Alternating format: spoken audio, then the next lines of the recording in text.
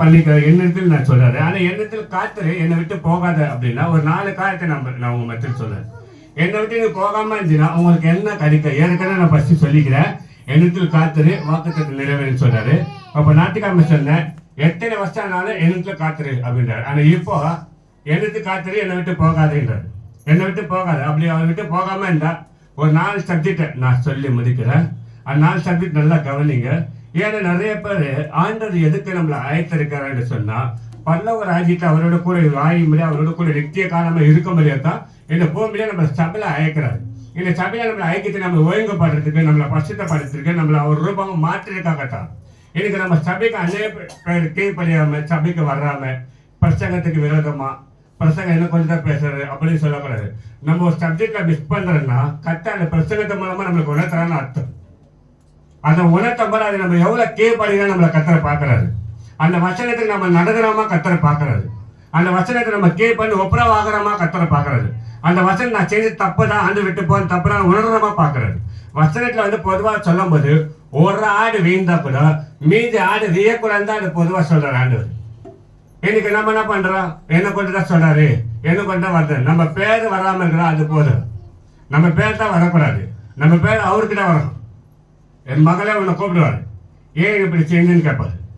சபையில உங்க பேர்லாம் வராது. ஆனா சபையில நம்ம என்ன மிஸ் பண்றோமோ அதுதான் நம்ம கிட்ட வரேன்றாரு. இப்ப முதல் காரியம் என்னத்துல காத்துரு ஆனா என்னை விட்டு போகாது. அப்படி போகாம இருந்தா உங்களுக்கு என்ன கிடைக்கும் அப்படின்னு சொன்னா 2 தீமோத்தேயு புத்தகத்துல 4ஆம் அதிகாரம் 2 தீமோத்தேயு புத்தகம் 4ஆம் அதிகாரத்துல அதுல 8ஆம் வசனம் வாசிங்க. இது முதல் நீதியின் பீடம் எனக்காக வைக்கப்பட்டிருக்கிறது. போல 9ஆம் வசனத்தை வாசிங்க. நீ சீக்கிரமாய் என்னிடத்தில் வரும்படி ஜாக்கிரதைப்படு. இப்ப 8ஆம் வசனம் மறுபடியும் வாசிங்க. இது முதல் நீதியின் பீடம் எனக்காக வைக்கப்பட்டிருக்கிறது. இப்ப முதல் காரியம் எடுத்து காத்திருங்கள், நான் உனக்கு ஜீவகடை வைத்திருக்கிறேன். அது என்ன கடை? நீதியின் ஜீவகடை. ஏன் ஆண்டவரை நம்ம கிட்ட காத்துரு அந்த ஜீவகடை நான் உனக்கு தருவேன்னு சொன்னா இன்னைக்கு எத்தனை பேர் நம்ம ஆண்டவர்கிட்ட காத்திருக்கிறோமோ அது யாருக்குமே தெரியல. ஏன் காத்திருக்க மாட்டேங்கிறாங்க ஆண்டவர்கிட்ட அப்படின்னு சொன்னா முக்கியமான ஒரு சப்ஜெக்ட் தான் தேவனை துக்கப்படுற ஒரு காரியம். தேவன் பிடிக்காத ஒரு காரியம் என்ன தெரியுமா? பரியாசங்கள். இந்த பரியாசக்கார கும்பல் உட்காராங்க பாரு கட்டுக்கதை பேசுறதுக்கு, அதுதான் தேவன் ரொம்ப ரொம்ப பிடிக்காத ஒரு காரியம். வெறுக்கிற காரியம் அதான். இப்ப சொல்லுகிற ஒரு காரியம் என்ன சொல்றேன்னா, இது முதல் நீதியின் கிடம் உனக்காக வைக்கப்பட்டிருக்கிறது. நீதியில் நியாயாதிபதி கரெக்டா நாள் உனக்கு தருவாங்க. அப்ப அதை அந்த ஜீவகத்தை நான் பெற்றுக்கொள்றதுக்கு முக்கியமான ஒரு காரியம் என்ன அப்படின்னு சொன்னா அதுல அவர் சொல்லுகிற பாருங்க 8ஆம் வசனம் 3ஆம் வசனத்தை வாசிங்க. ஏனென்றால் அவர்கள் ஆரோக்கியமான உபதேசத்தை கொடுக்க மனதில்லாமல் செவிதின உள்ளவர்களாகி தங்கள் சுய இச்சைகளுக்கேற்ற போதர்களை தங்களுக்கு திரளாக சேர்த்துக் கொண்டு சத்தியத்துக்கு செவியை விலக்கி கட்டுக்கதைகளுக்கு சாய்ந்து போற காலம் எனக்கு சபைக்கு வார்த்தை இல்ல. முதல்ல ஒரு ஆத்மா சபைக்கு வரலன்னா வாய் சும்மா இருக்காது. ஏன் சும்மா இருக்காது தெரியுமா? இன்னொன்னு பாத்துச்சுன்னா நீ போன சர்ச்சுக்கு, ஏன்னா கட்டுக்கட்டாதான் வேலையை. நீ போன சபைக்கு யார் யார் வந்தது? நாம எதை விட்டுட்டான்ற நம்மளுக்கு ஒரு பயம் இல்லை. ஐயா இந்த 2 மணி நேரம் ஆண்டவர்கிட்ட போறியே, எனக்கு நம்ம நிலைமை என்ன ஆகுன்னு யோசிக்கிறது இல்லை. ஐயா இந்த ஆண்டவர் சத்திர நான் கேட்கலையே, அது நம்ம யோசிக்கிறது இல்லை. இப்போ 1 சாமுவேல்ல பாத்தீங்கன்னா 7 சாமுவேல் 10 இருக்கிறாங்க. 7 கொண்டுதான் கத்த சாமுவேலை உருவாக்குனாரு. யாரை கொண்டு? அண்ணனை கொண்டு கர்ப்பத்தை உருவாக்கி பிள்ளை கொடுத்தாரு. அதே 7 கிட்ட வந்து அண்ணனை கொடுத்துட்டாங்க பிள்ளை. இப்ப கத்த 7 கிட்ட கத்தர் பேசுறாரு, சாமுவேல் கிட்ட கத்தர் பேசுறாரு. அப்ப அது 7க்கு எவ்வளவு வேதனைக்கும் அந்த வரை என்கிட்ட இன்னும் பேசவே இல்லையே. அது சாமுவேல் கிட்ட ரகசியத்தை சொல்ற யாருக்காக? 7 குடும்பத்தை நான் ஐக்க போறேன். ஏன்னா அந்த வார்த்தை எப்படி வார்த்தை? பயங்கரமான வார்த்தை. ஆனா சாமுவேலுக்கு ஒரு பயம் வந்துச்சு. ஏன் 7 குடும்பத்தை ஐக்கிறதுக்கு கத்தர் அவ்வளவு கோபமா இருக்கிறாரு? இன்னைக்கு கத்தோட சட்டம் நம்ம கேட்கலையே, நம்ம நிலைமை என்ன ஆகுன்னு யாரும் யோசிக்கிறது கிடையாது. நம்ம ஆண்ட பாதையில நீ கலத்தவில்லையே, நம்ம போகவில்லையே சபைக்கு, நம்ம தூங்கிட்டோமே, இன்னைக்கு நம்ம முடியாத சூழ்நிலை, இன்னைக்கு சபைக்கு போகாம நமக்கு என்னவோ அதே யோசிக்கிறது கிடையாது. நம்ம யாருன்னா பார்த்தா சபைக்கு போலியா, நீ போனியா, யார் அது வந்தது என்ன பண்ண அப்புறம் கேட்ட ஆனா கர்த்தர் சொன்னாரு, இது முதல் உனக்கு ஜீவகிடத்தை நீதியின் ஜீவகிடத்தை நான் உனக்கு வைத்திருக்கிறேன். ஆனாலும் அவர் பாதத்துல நீ காத்திருந்தாரு. என்னிட்ட காத்திரு. கட்டுக்கதையில கேட்காத, கட்டுக்கதைகளை போகாத. அவங்க பார்த்து இங்க பார்த்து அவங்ககிட்ட பேசிட்டு இவங்க பேசிட்டு. ஆனா கர்த்தர்கிட்ட நம்ம பேசுறோமா என்று ஆராய்ந்து பார்க்கறதில்ல. ஒரு மாநிலத்துல எத்தனை கூட்டம் இருக்குது, ஒரு மாநிலத்துல எத்தனை ஆண்டு பாட்டுல வார்த்தை நம்ம கேட்கறது யோசிச்சது கிடையாது. ஆனா ஒரு மாநிலத்துல எத்தனை நாளைக்கு நம்ம வேலைக்கு போக நம்ம யோசிக்கிறோம். ஒரு நாள் தான் பெண்கள் முடிஞ்சு போனா வேலை செய்யாத பெண்கள் வீட்டுக்குள்ள இருக்குங்க. ஒரு நாள் வீட்டுல வேலை செய்யாம இருங்க. அந்த வீடு எப்படி இருக்குது பாருங்க, குப்பை தட்டி மாதிரி இருக்கும். ஒரு லேடிஸ் ஒரு நாள் போல வீட்டுல வேலை செய்யலாம், எப்படி குப்பை தட்டி மாதிரி இருக்கும். ஏன்னா வீடு பெருக்கலன்னா இல்லை, சாமான் கையிலன்னா அவ்வளவுதான், வீடு சுத்தம் பண்ணலன்னா அவ்வளவுதான், வீடு இது துணி துவைக்கலன்னா அவ்வளவுதான். எதுவுமே பண்ணாம இருந்தோமா அந்த வீடு எப்படி குப்பை தட்டியா இருக்கும். நம்மளால அந்த வீட்டுக்குள்ள இருக்க முடியாது. எனக்கு எல்லாத்துக்கும் நம்ம முக்கியத்தை கொடுக்கிறோம். ஆனா ஆண்டவர் பாதத்துல 2 மணி நேரம் அவர் கொடுக்க போற நீதியின் கிரீடத்தை அந்த பல்லவராஜ்யத்தை நான் பெற்றுக்கொள்ள வேண்டுமானா எங்களுக்கு காத்திரின்னு கட்ட சொல்லியிருக்காரு. ஆனா 2 மணி நேரம் ஆண்டவர்கிட்ட நம்ம காத்திருக்க மாட்டேன்றோம். சமையல பண்ண ஆரம்பிச்சா போதும் 1 மணி நேரம் இல்ல 1.5 மணி நேரம் கூட ஆகும். அது இன்னும் பக்கத்திலே நிக்கணும். ஏன்னா கேஸ் பக்கத்துல நம்ம நின்றுட்டே இருக்கணும். 2வது துணி தைச்சா போதும் 1 மணி நேரம் அந்த துணி பக்கத்துல உட்காந்து வேலை செஞ்சுட்டே இருக்கணும். விட்டா திருப்பி உட்கார கஷ்டம். எந்த வேலை செஞ்சாலும் 1 2 5 நிமிஷம் 10 நிமிஷம் வேலையே கிடையாது. அந்த 5 நிமிஷம் வேலை எது தெரியுமா, பெருக்கத்தை மட்டும்தான். மீதெல்லாம் கொஞ்சம் அதுக்கெல்லாம் நம்ம முக்கியத்துவம் கொடுக்குறோம். ஆனா நீதியின் கிரீடத்தை பெற்றுக்கொள்ள 2 மணி நேரம் ஆண்டு சொல்றாரு என்னத்துல காத்திருந்தாரு. என்னத்துல காத்திரு. இந்த கதை பேசுறதுக்கு 1 ஹவர், கூப்பிட்டு உட்கார வச்சு பேசுறது 2 ஹவர், விசாரிக்கிட்டு எல்லாத்தையும் கேள்வி கேட்கறது 3 ஹவர். ஆனா ஆண்டவர் பாதையில கட்ட சொல்றாரு, என்னிடத்துல காட்டுரு நீதியின் ஜீவகிடத்தை நான் உனக்கு வைத்திருக்கிறேன். எனக்கு கட்டுக்கதை எல்லாமே போச்சு. கட்டுக்கதைக்காக ஆயத்தமா இருக்கிறாங்க. எங்க போனாலும் இதை வச்சு பேச நல்லா இருக்கு, அதை வச்சு பேச நல்லா இருக்கு, ரொம்ப இதுவா இருக்குது, ரொம்ப சந்தோஷமா இருக்குண்ணா. ஆனா அதை வச்சு பேசினா கூட உங்க உள்ள குத்த மாட்டேன்னு பாரு. அதுதான் பெரிய விஷயம். அதுதான் பெரிய விஷயம். இதை குத்தப்பட்டவர்கள வசதி கேட்கணும்ட்டா உண்மையாலுமே நீதியின் ஜீவகிடத்தை பெற்றுக்கொள்ள முடியும். காமெடி பண்ணு. இந்த பைபிளை பார்த்தீங்கன்னா பழைய ஏற்பாடு காலத்துல புதிய ஏற்பாடு காலம் இருக்கு பாருங்க. எந்த இடத்துல வசனத்துல ஒருத்தர் சந்தோஷப்படுற மாதிரி சீக்கிரமே வார்த்தை வரவே வராது. ஏசு கிறிஸ்து 4 ஊழியம் தான். 3 வருஷம் 4 ஊழியம். 1 மத்தேயு, மார்க்கு, லூக்கா, யோவான். இந்த 4 ஊழியத்தை இயேசுவை பாருங்க. ஒரு இடத்துல என்ன பேசுகிறா பாரு. யோவான் பாருங்க எத்தனை ஸ்டார்டிங் சொல்றான், மிரியன் பாம்பு குட்டிகளே. ஏன்னா கத்தட சட்டத்துக்கு எப்படி வரேன்னா அவ்வளவு பயங்கரமா இருக்கும். அந்த நீதியின் கிரீடத்தை நீ பெற்றுக்கொள்ளும்படி தான் ஏசு கிறிஸ்து உங்களை அழைக்கும் போது நாம என்ன பண்றோம்னா கட்டுக்கதைகளுக்கு ஆயத்தமா இருக்கு. அதை சொல்லுகிறார் பாருங்க. இன்னொரு காரியத்தை சொல்லுகிறார். என்ன சொல்றேன்னா 9ஆம் வசனத்தை வாசிங்க. நீ சீக்கிரமாய் என்னத்தில் வரும்படி ஜாக்கிரதைப்படு. ஜாக்கிரதையா இரு. 2 இடத்துல போட வைப்பாங்க தெரியுமாமா? 2 இடத்துல போட வைப்பாங்க தெரியுமா? அப்பதான் தொண்டை இது வார்த்தை சவுண்ட் கம்மி பண்ணி கரகரந்தையா. பஸ்ல ஒரு போர்டு வைப்பாங்க, திருடர்கள் ஜாக்கிரதை. 2வது வீட்டுல கேட்டால ஒரு போர்டு வைப்பாங்க, நாய்கள் ஜாக்கிரதை. அந்த வசனத்தை பார்த்துக்கிட்டே இருங்க. அதை பார்த்துட்டு என்ன அர்த்தம் தெரியுமா? ஒன்னும் ஜாக்கிரதை சொல்ல, நாய் ஜாக்கிரதை பார்த்துக்குன்னு சொல்லுது. அந்த போல நாய்கள் ஜாக்கிரதைன்னு சொன்னா அவன் நாயை திருடிட்டு போவான். ஆனா நாயை ஜாக்கிரதை பார்த்துக்க சொல்ற மாதிரி ஆயிடும். அப்போ ஒவ்வொரு இடத்துல ஒரு பால் எதுக்கு வைக்கிறான்னா நீ உள்ள வரும்போது ஜாக்கிரதாவா, இல்ல நாயை பார்த்தா உனக்கு கண் சின்ன பின்னமாயிடும். பஸ்ஸில் ஏறும்போது ஜாக்கிரதை ஏன் தேட உன் பஸ்ஸை கொள்ள வச்சு போயிடும். எல்லாத்துக்கும் நம்ம ஜாக்கிரதை அவ்வளவு கண்டிஷன் டீசெண்டா இருக்கா. ஏசி சொல்றாரு என்னிட்ட ஜீவகிடத்தை பெற்றுக்கொள்ள ஜாக்கிரதா இருந்தது. என்னிட்ட நீ ஜீவகிடத்தை பெற்று நீதியின் ஜீவகிடத்தை பெற்றுக்கொள்ள ஜாக்கிரதா இரு. ஏன் கட்டுக்கரையில உட்காரத்து, சபைக்கு போன இன்னொருத்தர் கேள்வி கேட்கறது, எனக்கு ஆண்டவர் மேல ஒரு பயம் இல்லாம போயிட்டு ஆண்டவர் சட்டத்தை கீழ்படியாம போயிட்டு வாக்குத்தத்தை கொடுத்தாரு. இந்த மாசம் வாக்குத்தத்தை கொடுத்தாரு. மார்ச் 1 சனிக்கிழமை கொடுத்தாரு. 2ஆம் தேதி கூட்டம் 1, 4ஆம் தேதி கூட்டம் 1, 7ஆம் தேதி கூட்டம் 1, 9ஆம் தேதி கூட்டம் 1, 11 கூட்டம் 1, 14 கூட்டம் 1, 16 கூட்டம்.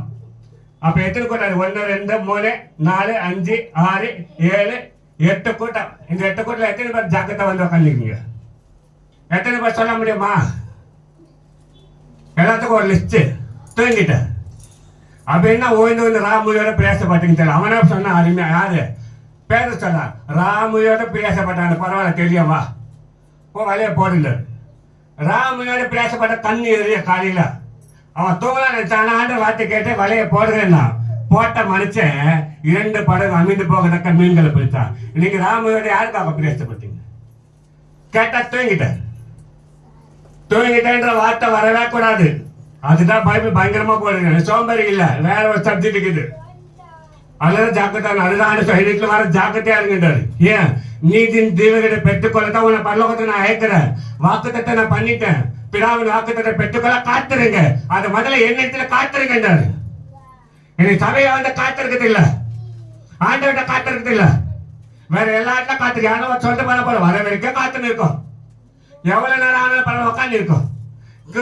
தீவான சொல்லி உட்காந்து கொச்சிட்டே இருக்கும், எங்கேயும் போகாது. ஆனா ஆண்டவர் பாடல 2 காத்துனா காத்திருக்காது. எனக்கு கத்தர் முதல் காரியம் என்ன சொல்றாருன்னா, கட்டுக்கதைகளுக்கு இடம் கொடுக்காதீங்க. தயவு செய்து மீண்டும் மீண்டும் சொல்லுகிறேன், கட்டுக்கதைக்கு இடம் கொடுக்காதீங்க. மாறி மாறி கேள்வி விசாரிக்காதீங்க. நீ போன சபைக்கு நீ போன சபைக்கு கத்த ஒண்ணு கேட்கிறாரு. நீ ஜாக்கிரதையா இருந்தாரு. எனக்கு வரது நீ ஜாக்கிரதையா இரு. அந்த நீதியின் கீழத்தை பெற்றுக்கொள்ள கத்தர் அந்த நியாயாதிபதி நாளில் உனக்கு தரணும். அதை கொடுக்கறதுக்கு தான் ஒண்ணு என்ன கத்தர் அழைத்திருக்கிறாரு. சும்மா வந்து பரியாசக்கார கும்பல் மாதிரி கட்டுக்கதை மாதிரி நம்ம கேட்கறதுக்காக வரல. ஜீவனை கொடுத்தவரு ஆனா கிரீடம் கொடுக்கணும். ஜீவன் இருக்கிற கிரீடம் இருக்கு. கவனிங்க, குறுக்கல யாரும் பேசாதீங்க. ஜீவனை கொடுக்கணும், ஜீவ கிரீடத்தை கொடுக்கணும். ஜீவன் பூமியில குத்தாச்சு, அது பரலோகத்துக்கு அடையாளம். ஆனா கிரீடம் உனக்கு அங்க இருக்கணும். அங்க இருந்தா தான் நீ உள்ள ஒதுக்க முடியும். எனக்கு நீதின் ஜீவ கிரீடம் இல்லை யாருக்குமே. எனக்கு சபையில வந்து காத்திருக்கிறது இல்லை. எப்ப பார்த்தாலும் 1 மணி நேரம் 2 மணி நேரம் கதை பேசுது. எப்பயோ போக போற நடக்க போற காத்து இப்பயோ மீட்டிங் போடுறோம். என்ன செய்யலாம், ஏது செய்யலாம், என்ன பண்ணலாம், ஏது பண்ணலாம், எங்க போலாம், என்ன பண்ணலாம், எல்லா லிஸ்டா அவரை போட்டாரு. எல்லாத்தையும் போட்டு வச்சிருக்காரு. எல்லாம் இன்னும் 2 வாரம் இருக்குது, இன்னும் 3 வாரம் இருக்குது, இன்னும் 1 மாசம் கூட இருக்குது. முன்னாடியே மீட்டிங் போடுற கச்சேரி. அவங்க லைசன்ஸ் வாங்கிட்டா கச்சேரி போடுவான், சேர்த்து போடுவோம். நம்ம எங்கேயுமே லைசன்ஸ் கிடையாது. வீட்டில் உட்காந்து எல்லாம் கூப்பிட்டு உட்காந்து ஒரு லைசன்ஸ் போட்டு மீட்டிங் போட்டுருக்கோம்.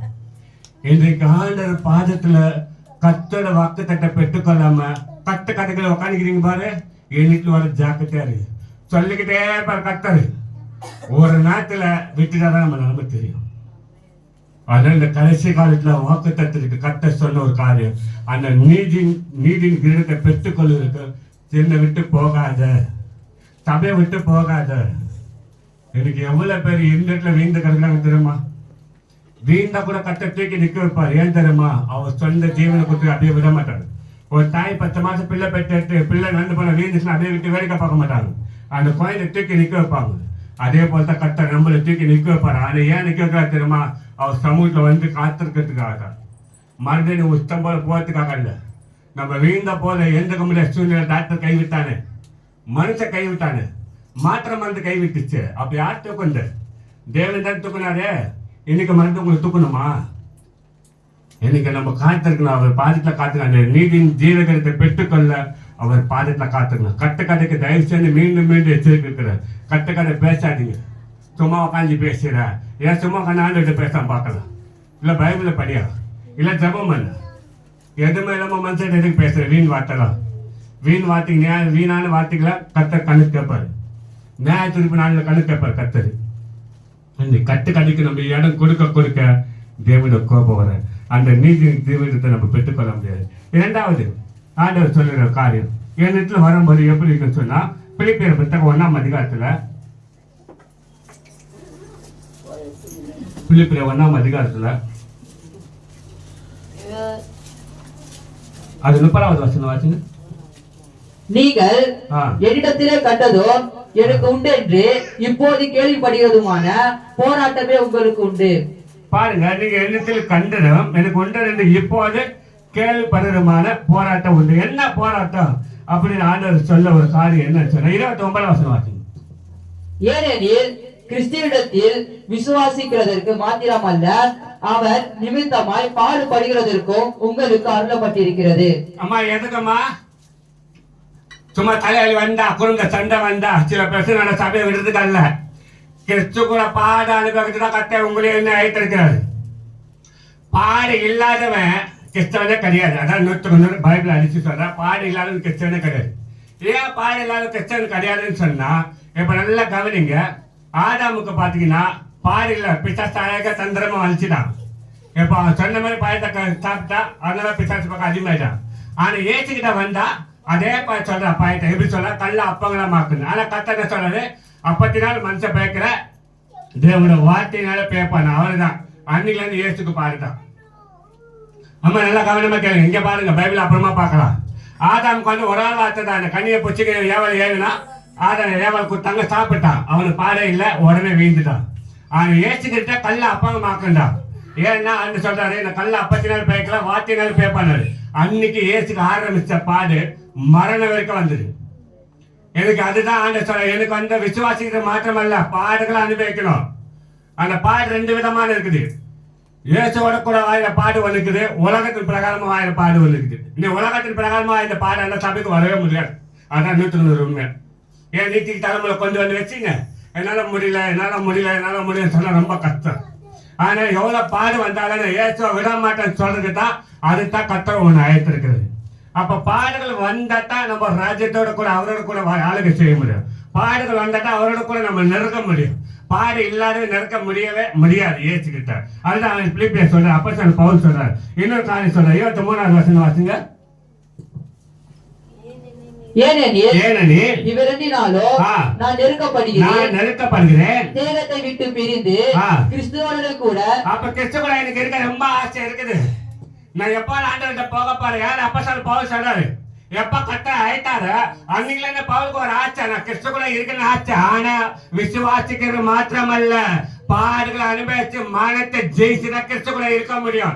எத்தனை பேர் நம்ம கிறிஸ்து கூட இருக்குன்னு ஆசை இருக்குது இல்லையே?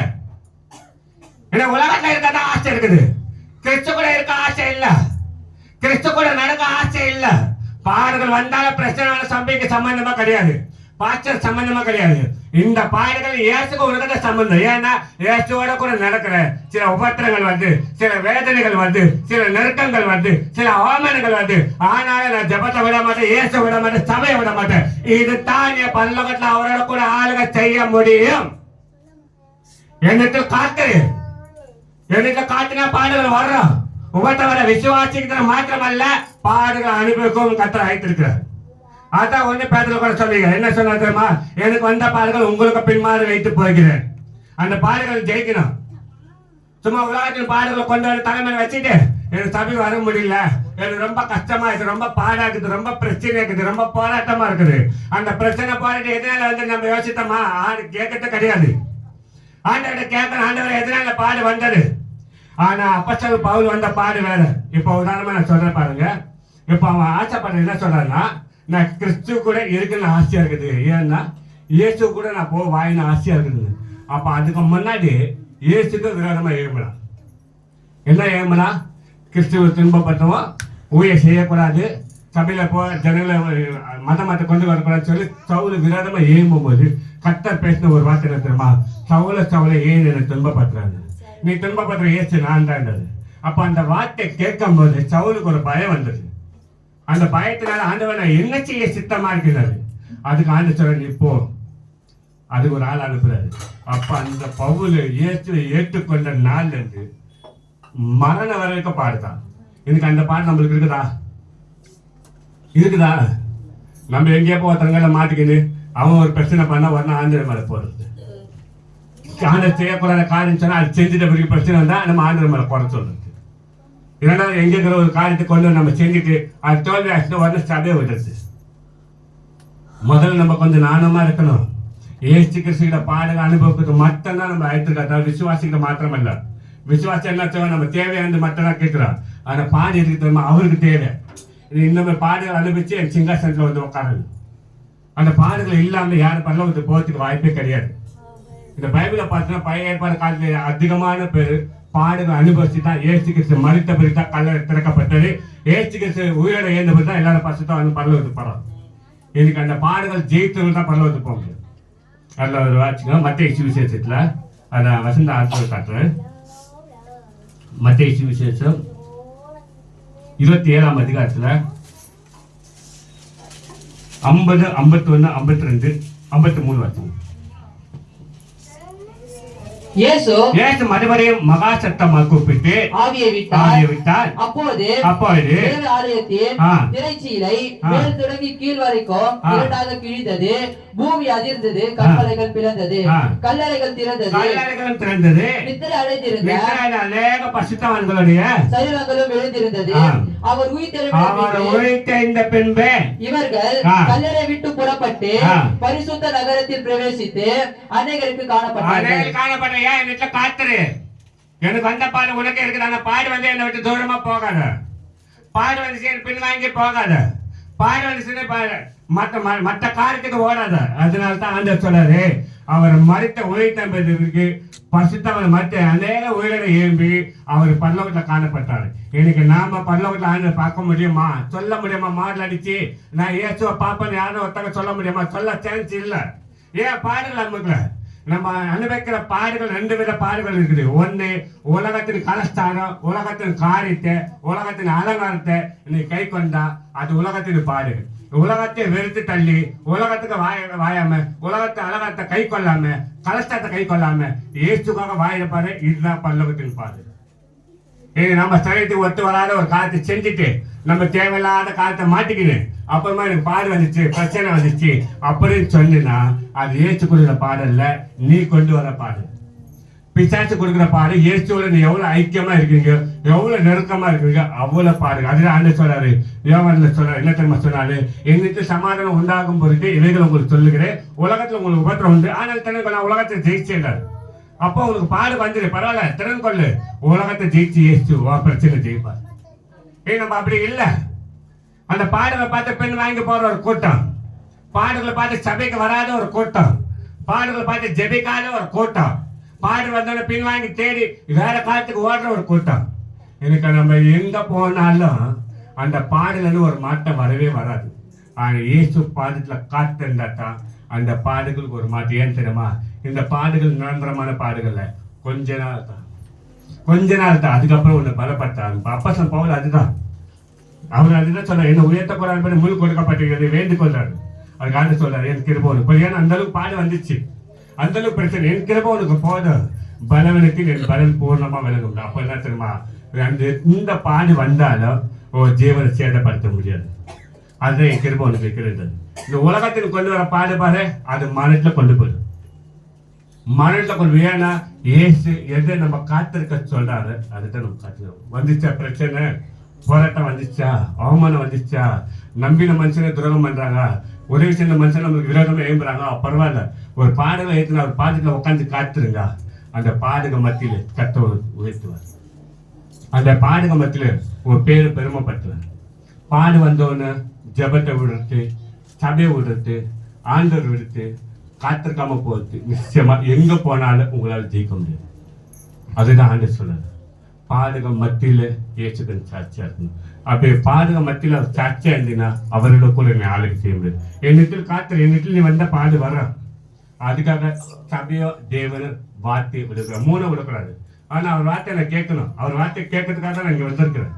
ஏன்னா தேவன் எனக்கு வேணும், அவர் இல்லாம நான் இல்லை. சபை எனக்கு வேணும். இந்த இடத்துல தான் தேவன் இறங்கி வந்தார், இந்த இடத்துல எனக்கு அர்ப்பணை செய்தார். எவ்வளவு பாடு வந்தாலும் நான் இங்க இருப்பேன். இதுதான் தேவன் உங்களை மாற்றப்படுவார். அப்போ முதல் காரியம் ஆண்டவர் சொன்ன என்னன்னா, என்னிடத்துல காத்துரு நீதின் ஜீவகத்தை பெற்றுக்கொள்ள.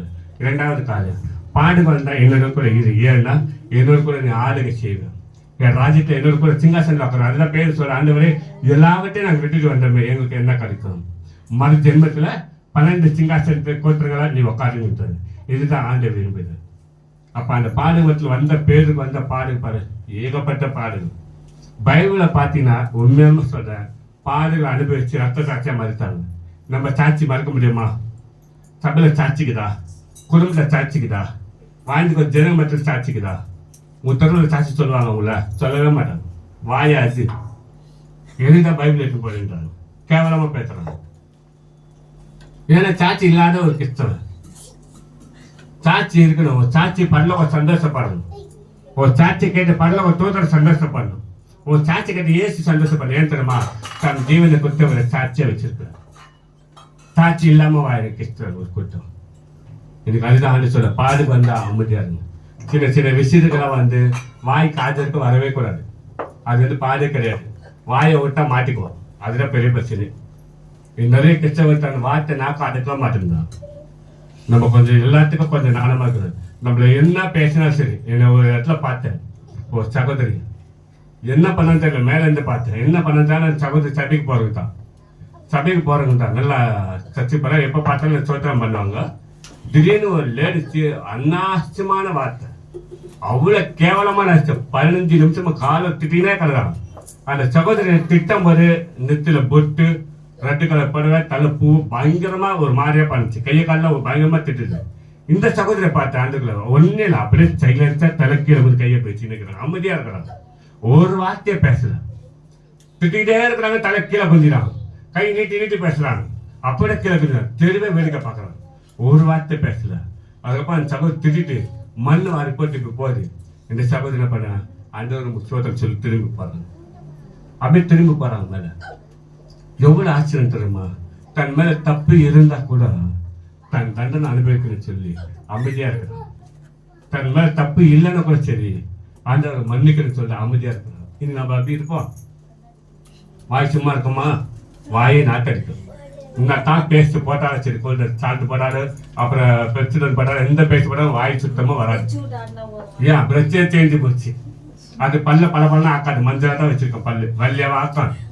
வாய் சும்மா இருக்கும். அவன் ஒண்ணு பார்த்தா பத்தா பேசும். அந்த சகோதரி பார்க்கும்போது ஒரு வார்த்தை பேச மாதிரி இருக்கா, மனசு ரொம்ப கஷ்டமா இருக்கு.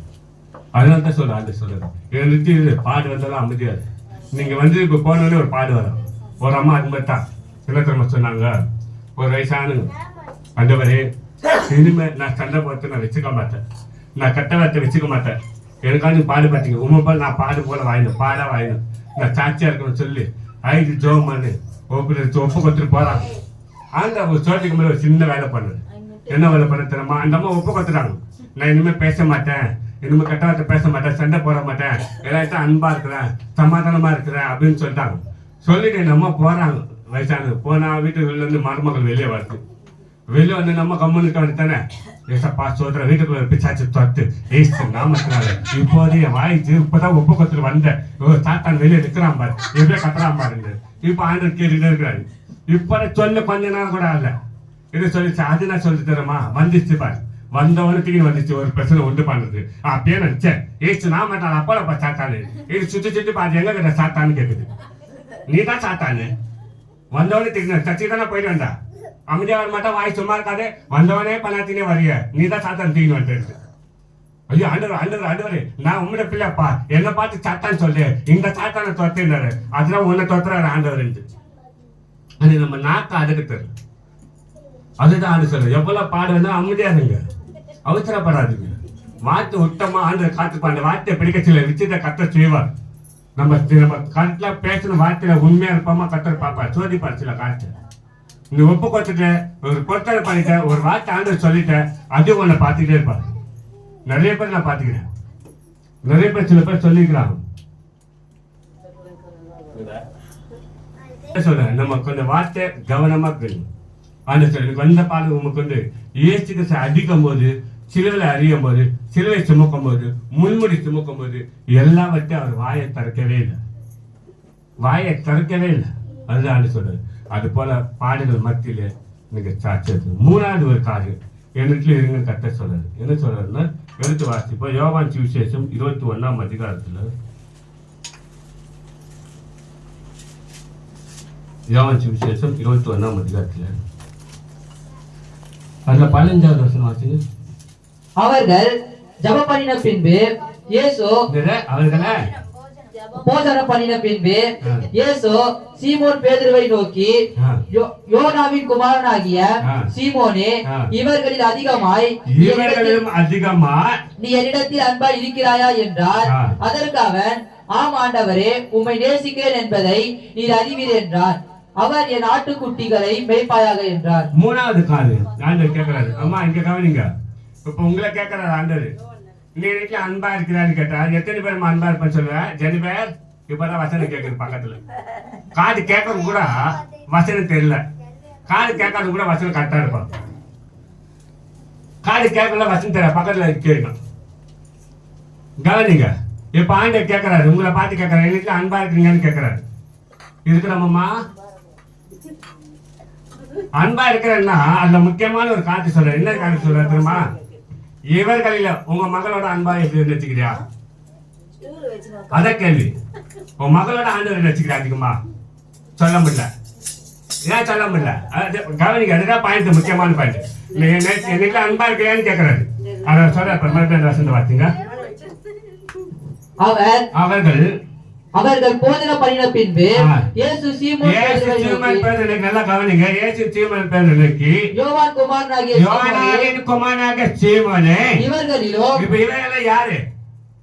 அவங்க பாரு, இவர்கள் யாரு அங்க சொன்னீங்கன்னா 21ஆம் அதிகாரத்துல 3ஆம் வசனம் வாசிங்க. சீமோன் பேதுரு மற்றவர்களை நோக்கி மீன் பிடிக்க போகிறேன் என்றான். அதற்கு அவர்கள் நாங்களும் உம்முடனே கூட வருகிறோம் என்றார்கள். அவர்கள் புறப்பட்டு போய் உடனே படவில் ஏறினார்கள். அந்த ராத்திரியிலே அவர்கள் ஒன்றும் பிடிக்கவில்லை. மீன் பிடிக்காம போகும்போது அவங்க கூட நிறைய பேர் வர்றாங்க. நிறைய பேர் வந்து என்ன பண்றாங்க? நாங்களும் வர மீன் பிடிக்கின்றாங்க. ஆனா வரும்போது கர்த்தர் கேட்ட ஒரே ஒரு கேள்வி என்ன தெரியுமா? இவர்களிலும் என்ன அதிகமா நீ அன்பா இருக்கிறான்னு கேட்கிறாரு. அன்பா இருக்கிறவன்னா ஆடுகளை மேய்க்கிறேன். அதுல பத்தின நிறைய சப்ஜெக்ட் வருது. இவர்கள் கூட வந்து அத்தனை பேர் காட்டில எனக்கு அன்பா இருக்கிறியான்னு கேட்கிறாரு. என்னைக்குல அன்பா இருக்கிறியா? என்னைக்குல அன்பா இருந்தா சொன்ன வார்த்தை காப்பாத்தணும். ஏன் வார்த்தை காப்பாத்தணும் தெரியுமா? இதுதான் முக்கியமான ஒரு விஷயம். என்ன சொல்றாரு பாரு பேதுரு லூக்காட்சி விசேஷத்துல மத்தேயு ஏத்துங்க. மத்தேயு சுவிசேஷத்துல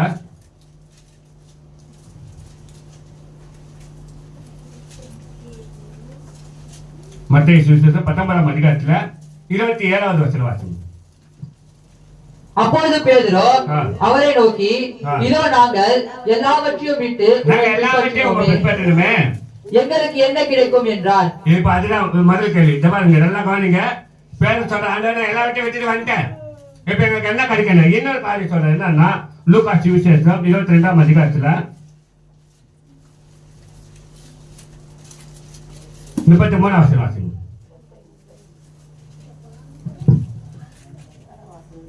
அதற்கு அவன் ஆண்டவரே காவலிலும் சாவிலும் உம்மை பின்பற்றி வர ஆயத்தமா இருக்கிறேன் என்றார். அப்ப நல்லா கவனமா கேளுங்க.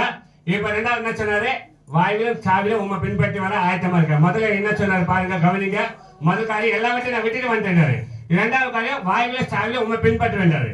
மூணாவது ஒரு காரியம் சொல்றாரு. யாரு? பேதுரு வேலை ஒரு பண்றாரு. என்ன பண்றாருன்னா வேலை லூக்காட்சி விசேஷத்துல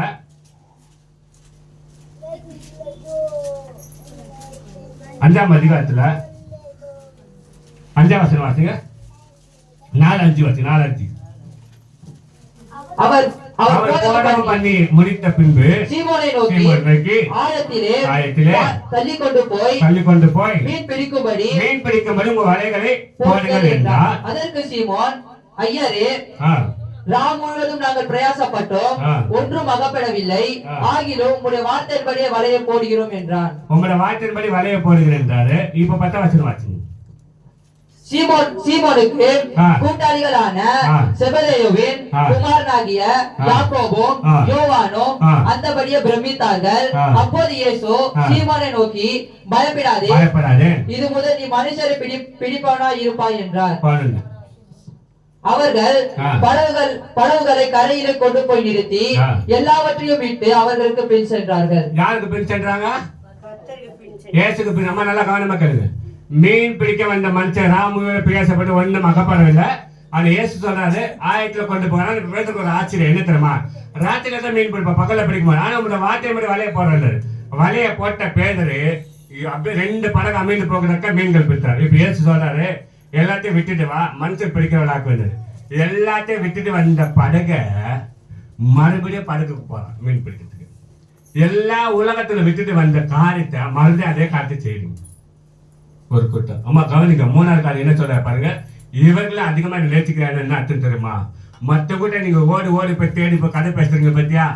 இவர்களை காட்டிலே எனக்கு நீ அதிகமா அன்பா இருக்கிற. ஏன் அன்பா இருக்கா? ஒன்னுத்துக்கு உதவ அவன் தேடி போய் நீ பேசுறீங்க, எல்லா காட்சியும் சொல்றீங்க. 2 வாரத்துக்கு முன்னாடியே எல்லாம் சொல்லிட்டோம், எல்லாத்தையும் முடிச்சிட்டோம், எல்லாமே பேசிட்டீங்க. அவர் காட்டி எனக்கு நீ அன்பா இருக்கிறியா? எத்தனை பேர் நம்ம தேடி போய்க்கிறோம், எத்தனை பேருக்கு நம்ம போய்க்கிறோம், எத்தனை பேருக்கு சொல்லிக்கிறோம். டேட் எல்லாம் பிட் பண்ணிட்டோம். இந்த டேட்ல அந்த டேட்ல இந்த இடத்துல எல்லாம் சொல்லிட்டேமே. அவளை காட்டில என்ன அன்பா இருக்குதுயா? நம்ம இருந்த சூழ்நிலையில யாரு இறங்குது? அவன் மீன் பிடிக்காம மீன் அகப்பாட்டில் சொல்லி சோர்ந்து போனான்னு அந்த நேரத்தில் ஆண்டவர் போதகம் பண்ணிட்டு இப்ப வலைய போன. ஆனா ஒரு ஆச்சரியம் பேருக்கு, நான் பகல்ல மீன் பிடிக்க முடியாது. எப்படி இவர் சொல்றாரு? பகல்ல வராது, வெயில் வர மீன் வராது. ஆனா உன்னோட வார்த்தையின் படி போடுறேன்னா போட்டா மீன் வந்தது.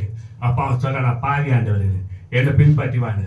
நம்ம மரணத்துல இருந்தமே, எவ்வளவு கஷ்டப்பட்டமே, எவ்வளவு வியாதி, எவ்வளவு கடன், எவ்வளவு கண்ணீர், எல்லாரும் ஒதுக்குனாங்க, எல்லாரும் கைவிட்டாங்க, எல்லாரும் தள்ளி போயிட்டாங்க.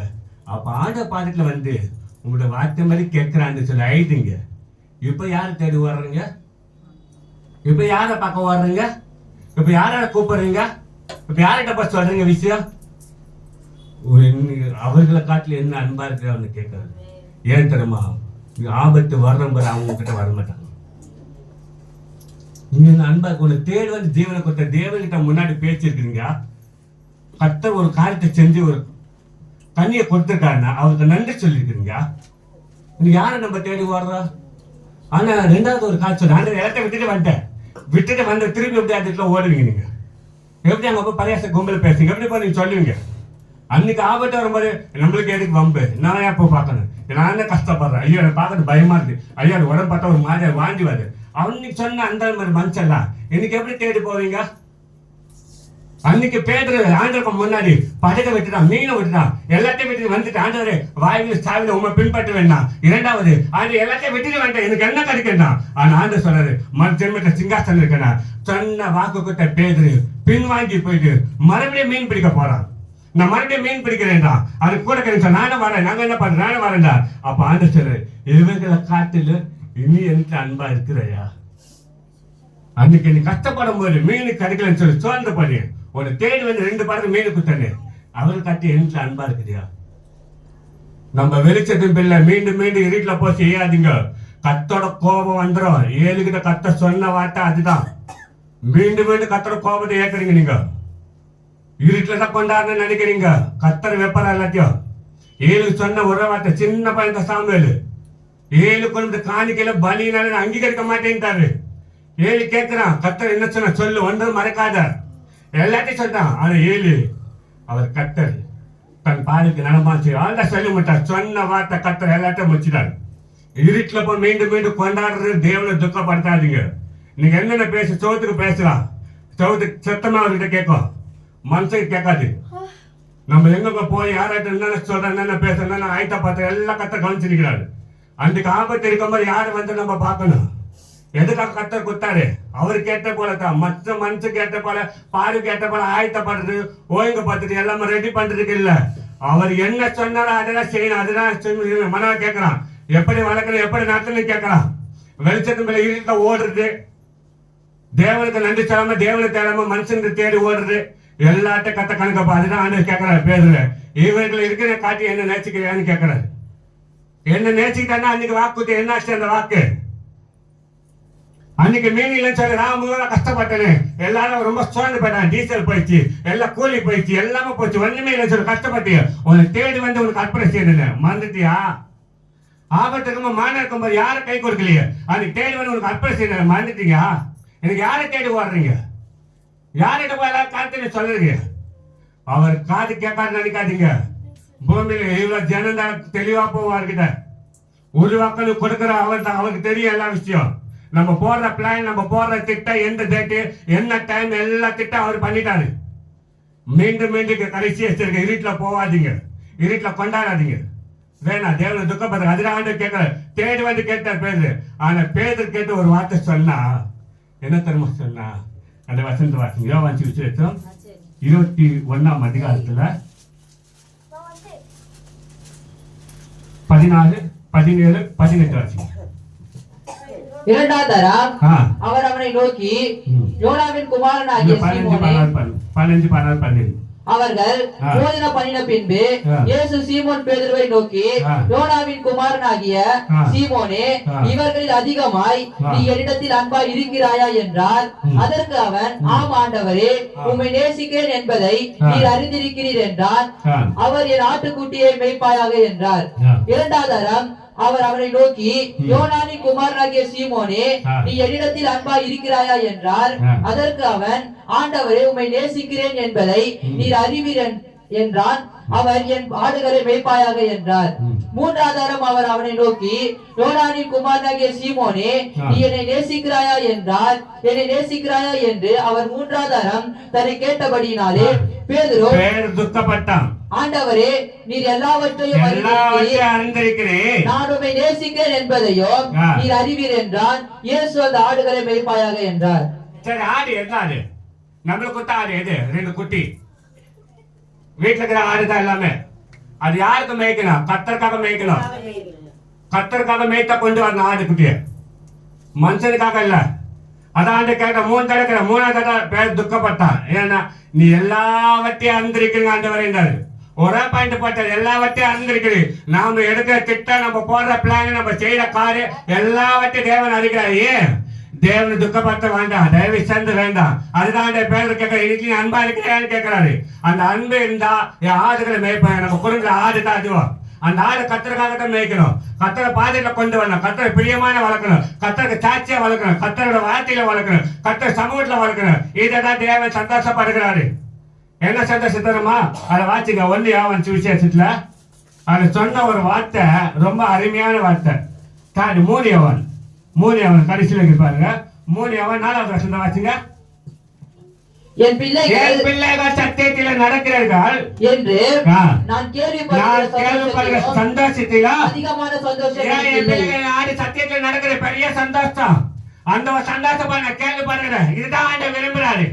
உலகத்தின் கலாச்சாரத்தை, உலகத்தின் காலத்தை கை கொள்ளாதீங்க. மீண்டும் மீண்டும் கத்தோட கோபத்தை உருவாக்காதீங்க. வெளிச்சத்துல நடக்கணும். முதல் சப்ஜெக்ட்ல நம்ம மிஸ் பண்ணிட்டே இருக்காரு. திரும்ப கத்தோட கோபம் வரும். அதுதான் ஆண்டவர் சொல்றாரு, ஏன்னா என் பிள்ளைகள் சத்தியத்தை நடக்கிற சந்தோஷம், இதுவே வேற எந்த சந்தோஷமும் எனக்கு இல்லைன்றாரு. அவர் கேட்ட சந்தோஷம் நம்ம வாயினா. அதுதான் ஆண்டவர் உங்களை அழைத்து ஜீவனை கொடுத்திருக்கிறாரு. பேர் ஆயிட்டாரு. எதுக்காக? என் சந்தோஷத்துக்காக. நீ வாய் ஆடுகளை மேய்ப்பாயாக. மறுபடியும் மீன் பிடிக்க ஓடாத.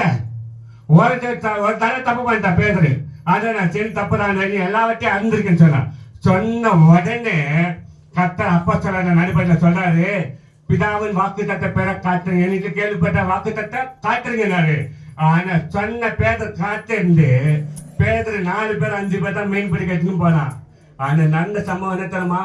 அப்போஸ்தலர் 2ஆம் அதிகாரத்துல 37, 38 பாத்தீங்கன்னா, இதை குத்தப்பட்டவர்களா 3000 பேர் ரசிக்கப்பட்டான்.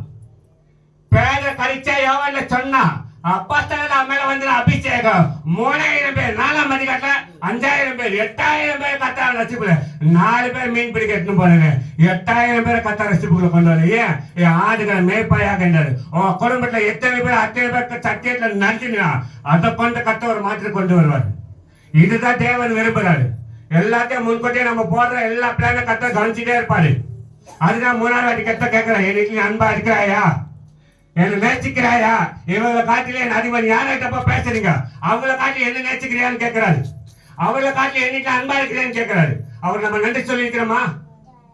இந்த அளவுக்கு குத்திங்க ஆண்டவரே, இந்த அளவுக்கு ஆசீர்வாதம், இந்த அளவுக்கு உயர்த்தி வச்சிருங்க, உமக்கு நன்றி சொல்லி இருக்கிறோமா? அவர் வந்தா போதும், அதுக்கப்புறம் தன்னால எல்லாம் வருவாங்க. ஏன் நம்ம ஒவ்வொரு எல்லாம் தேடிங்க? ஏன் எல்லாரும் தேடி வர சொன்ன? அவன் இப்ப பேதர் உண்மையா ஆண்டவர்கிட்ட பாடுபட்டு இருந்தனால தான் ஏசு பேதர் தேடி வராது. அவர் சொன்ன ஒரு வார்த்தை தப்புதான் ஆண்டவரே. அதுக்கப்புறம் 2ஆம் அதிகாரத்துல பார்த்து பேதர் சாட்சியா மாறிட்டான் ஏசுக்காக. அதுக்கப்புறம் மீன் பிடிக்க பக்கமே போல. நம்ம மறுபடியும் போய் செய்யணும் பாரு. தேவன் துக்கப்பட்டுறது. என் வீட்டுல கேள்விப்பட்டியா, என் வீட்டுல அன்பா இருக்கிறா, என்ன நேசிக்கிறாயா? ஆனா இவர்களை காட்டி என்ன நேசிக்கிட்டாண்டா, எல்லாத்தையும் விட்டுட்டு வா. அடுத்த நிமிஷமே பேதர் எல்லாத்தையும் விட்டுட்டு வந்துட்டான். இனிமே இந்த பக்கமே நான் வரமாட்டேன். என்னை தேடி வந்து என்ன அழைத்தா இருப்பாரு, இனிமே நான் வரமாட்டேன். ஒரு தேடி வந்து ஜீவனை கொடுத்தா இருப்பாரு, இனிமே அவருக்காக ஓடுவியா இல்ல மற்றவங்களுக்காக ஓடுவியா? நம்ம ஒரு கூட்டம் விட்டோமே, எனக்கு சபையை விட்டோமே, ஜபத்தை விட்டோமே, பயம் இல்லை. அதுதான் ஆண்டு 3ஆவது வாட்டி, நீ யாரை நேசிக்கிற? இவர்களை காட்டில என்ன நேசிக்கிறியா? இவளை காட்டில எனக்கு அன்பா இருக்கிறியா? ஆடுகள் இப்போ ஒரு கொடுத்த வீட்டுல இருக்கிற ஆடு கத்தர் பாதத்தை கொண்டு வரணும், மேய்க்க ஆரம்பிக்கணும். அதை கொண்டு ஒரு மாட்டை கொண்டு வருவார். மற்ற காட்டுல கத்தர் விரும்பவே மாட்டார். கழிச்சா 4ஆவது சப்ஜெக்ட் சொல்லி முடிக்கிறேன். 4வது ஒரு காரியம் அவர் சொல்றாரு பாருங்க. யோபு புத்தகம்